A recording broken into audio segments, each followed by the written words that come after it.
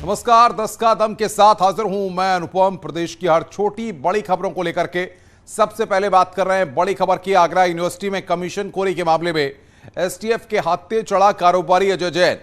कुलपति का करीबी बताया जा रहा है। टेंडर के बदले कमीशन खोरी का आरोप लगा है। जल्द 2 और एफआईआर दर्ज हो सकती है।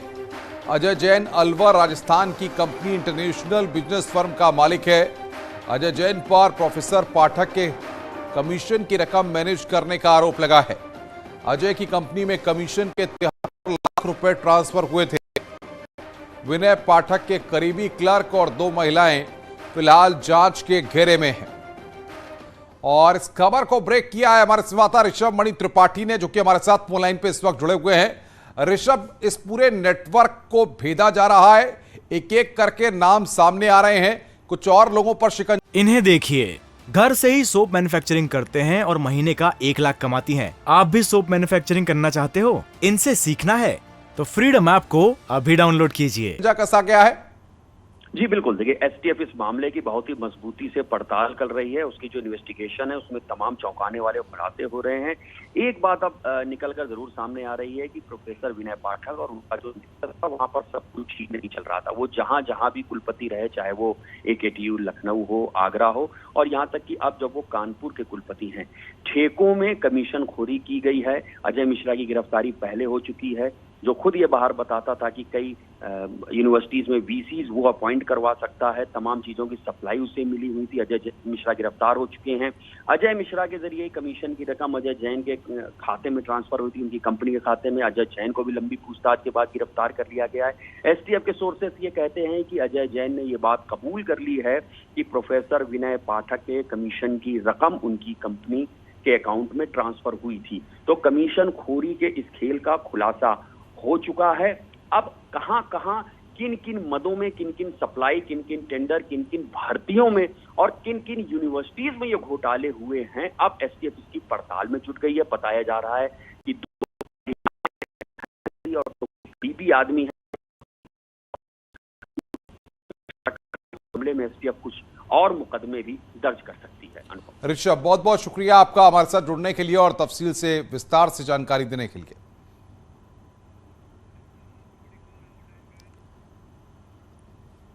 बड़ी खबर मुरादाबाद से आ रही है। नाबालिग के निकाह का आरोप, निकाह कराने वाला इमाम गिरफ्तार किया गया है।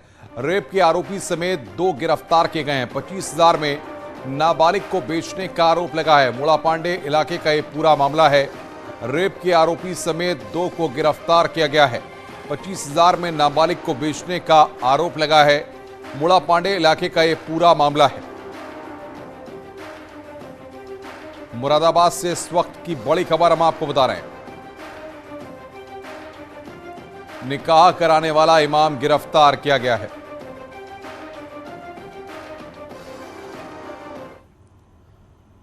मिर्जापुर से खबर है, जहां पर मंडलीय चिकित्सालय के डॉक्टर पर विधायक रत्नाकर मिश्रा भड़क गए।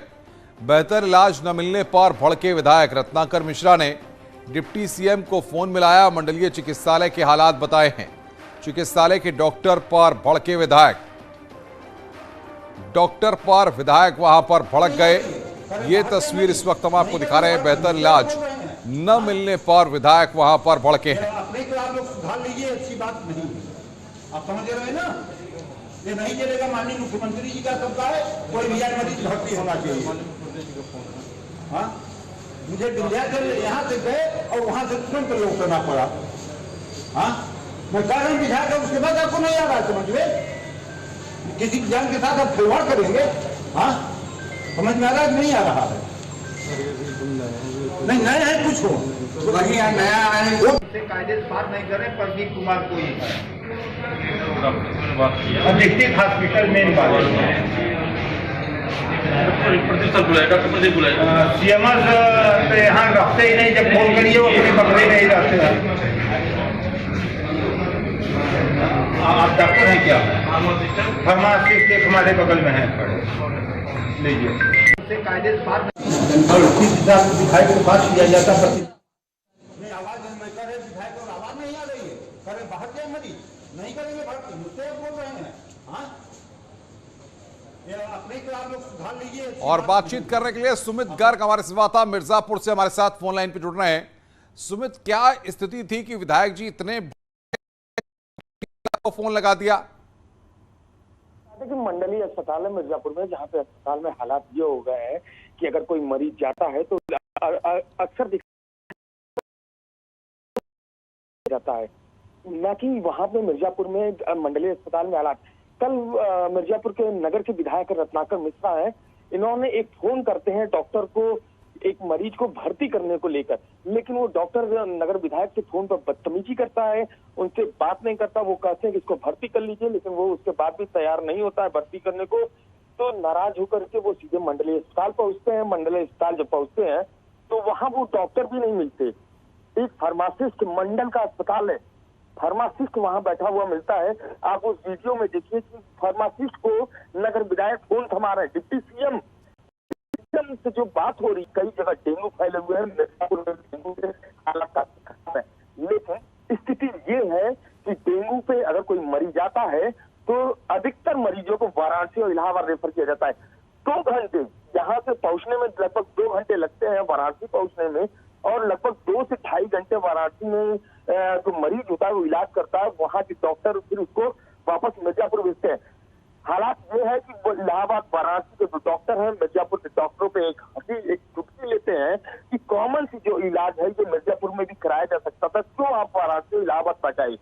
तो हालात ये है कि अब डॉक्टर इलाज नहीं करना चाहते, या मतलब कम भीड़ करने के कारण कि मंडल का अस्पताल है, अगर भीड़ ज्यादा होती है इसलिए वाराणसी इलाहाबाद रेफर कर दिया जाता है। हालात ये है, इसको गंभीरता से लेना पड़ेगा मिर्जापुर के जिला प्रशासन को, स्वास्थ्य विभाग के पूरी टीम को, डिप्टी सीएम ब्रजेश पाठक को मिर्जापुर के जिला अस्पताल को दौरा करना पड़ेगा, क्योंकि हालात यहाँ खराब होते जा रहे हैं।